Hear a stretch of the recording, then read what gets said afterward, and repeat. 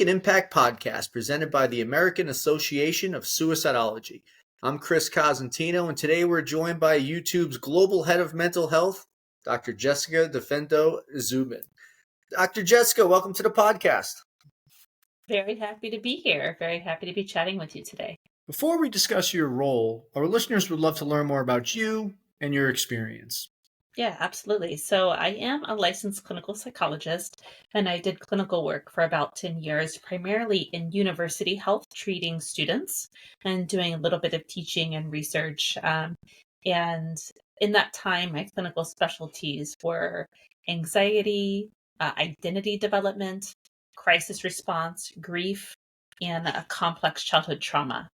And loved doing that, but always wanted to have a bigger impact. And so I went from there into actually employee assistance, where I was a vendor for Google and I ran their clinical services for the US, and then transitioned from there into an employee at Google, leading employee mental health for the company, which I did. I came on about 5 years ago as an employee. And then a year and a half ago, over time, I had been consulting with YouTube's health team as they were building out a health content vertical to make sure that we have highly authoritative, incredible health content on our platform. And so I was a consultant on that project from the inception. But we realized, you know what, this is a full-time job.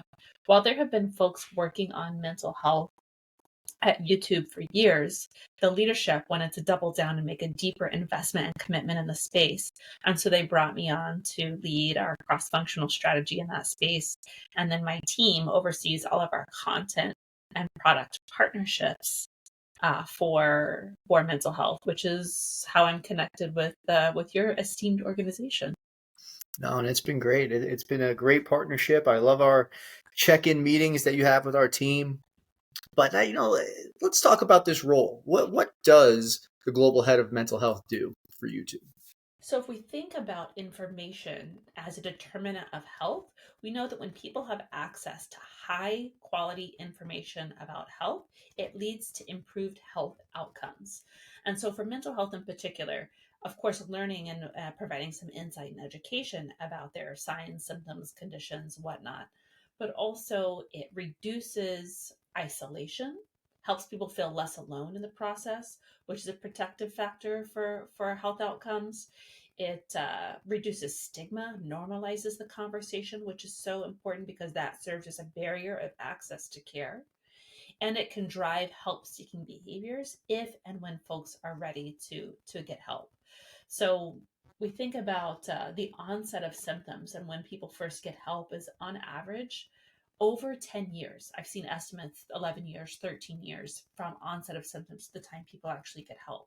So if YouTube can play any role in reducing that gap and driving people towards help if and when they need it, then that's great. And we can help people at scale. We have over 2 billion active users on our platform globally, and we had over 25 billion views on mental health content alone globally in 2021. We know people are coming to YouTube to learn about mental health. And so my team is really charged with making sure we have the highest authoritative and credible information about mental health content on our, and we like to think we do that better than anybody else out there. And we also make sure we have emotionally helpful content on our platform. So that may be like personal stories or lived experience content. And then we also have access to crisis resources for users who may be in acute distress. Excellent. Now, we talked about the partnership that between YouTube and the American Association of Suicidology. From your perspective, what has that value been to you? Be able to chat with us, and what have you taken away from those conversations? Absolutely. Yes, we have partnerships with your organization as well as global organizations in suicide, self-harm, crisis response. And what is valuable to that is it helps inform our product and policy initiatives. So over time, we've refined our suicide and self-harm policies to make sure that when there's imitable signals or repeatable signals in our content that we actually take that off our platform or restrict it from our youngest users under the age of 18. And so our partnership with the American Association of Suicidology has guided our decisions in that space and has highlighted important research or lack of research in the space to help us make informed decisions on our policy work. And then from a product perspective, we actually just had an exciting product launch where we actually overhauled and revamped our suicide, self-harm, and disordered eating panels for users in acute distress. And your organization's feedback in that process and partnership through the process over the years has helped inform that direction as well. Oh, that's great. And just to dive more into it, let's discuss that updated feature that you have and what the purpose of it is and how folks can search and find it. Yeah, absolutely. So it's not uncommon for folks to search for search queries related to suicide and self-harm, and really any what we call SOS query. So anything, it doesn't have to be suicide necessarily, but it could be something alluding to suicidal ideation, such as, I want to die, I want to go to sleep and never wake up. Things of that nature will trigger what we call like a crisis panel. And so traditionally, this crisis panel has said, talk to someone today, and then has our hotline partnership. So in the United States, that partnership is with 988, which is the National Suicide Hotline in the United States. And we learned over time from expert feedback in the space from our partnered organizations like yours in the space, as well as our user research on folks with lived experience from previous suicidal ideation, that a couple things. One is that only a small percent of folks who are in an acute distress state or a crisis state would even consider calling a hotline. So more needed to be done to drive users to the appropriate content, as well as the feedback was that our crisis panel was very cold and clinical. And so what we've done is we've added a warm graphic and we've warmed up the language so that folks feel like someone cares, to reduce that sense of social isolation in the moment. We still have our crisis resource prominently displayed because we do know that there is a good number of folks who still will call or text a crisis resource in the moment, and that those folks are finding those resources helpful and beneficial. And that is the number one thing that we want to do for folks, is drive people to a human to human connection, because that is going to be the most protective when somebody is in acute distress. But we've also introduced self-help topics because through expert feedback, we realized we still need to meet the needs of users who aren't going to call that crisis hotline, even though that's our ultimate goal for them. For those who aren't going to do that, we want to make sure we still have helpful content that surfaced.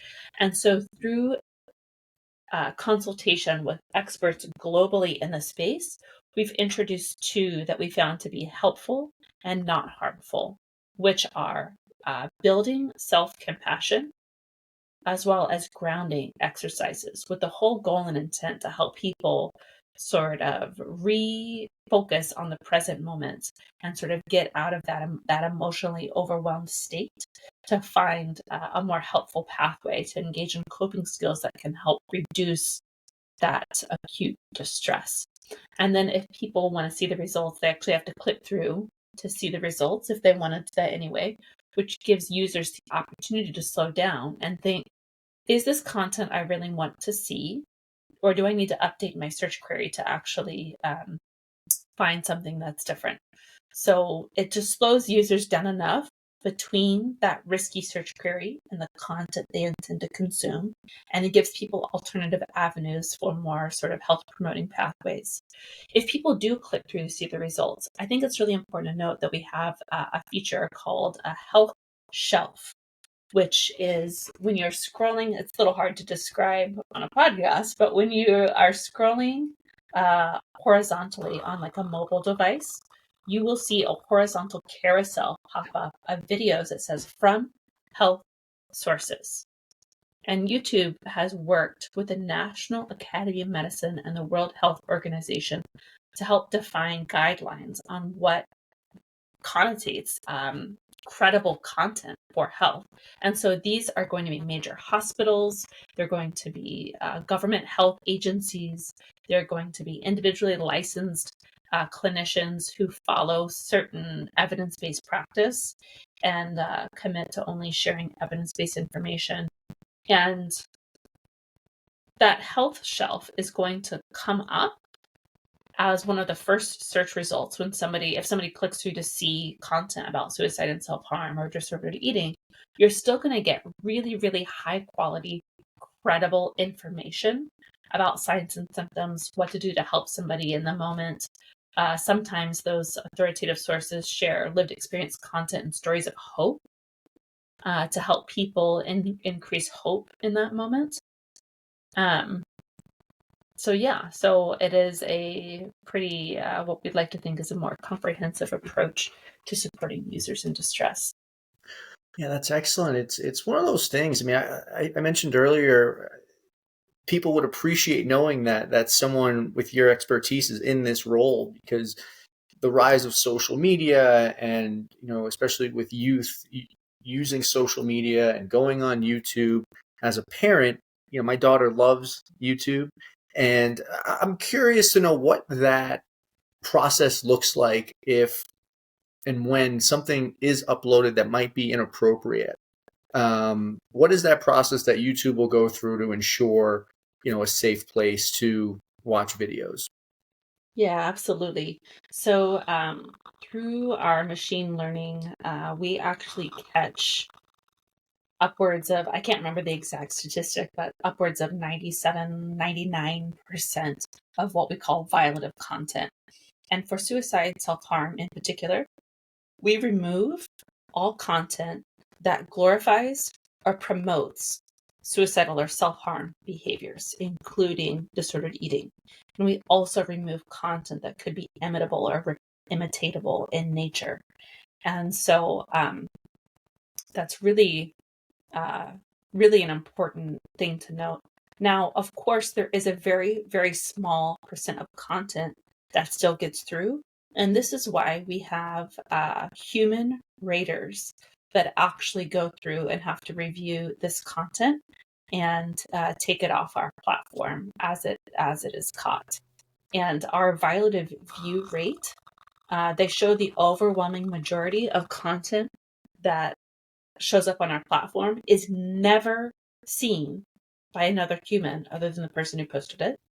And that violative view rate, we have reduced that percentage year over year over time and continue to do better in that space. And we have a transparency, if anybody's interested in learning more, we have a transparency report that comes out every year so that you can actually look at the details of those numbers. Wonderful. So, Dr. Jessica, I can't thank you enough for spending time with us today and discussing YouTube and all the efforts that you and the company make to make it a safe place with important educational content. Dr. Jessica, thank you again for joining us, and we'll see you soon. Thank you for having me. I appreciate our partnership as always.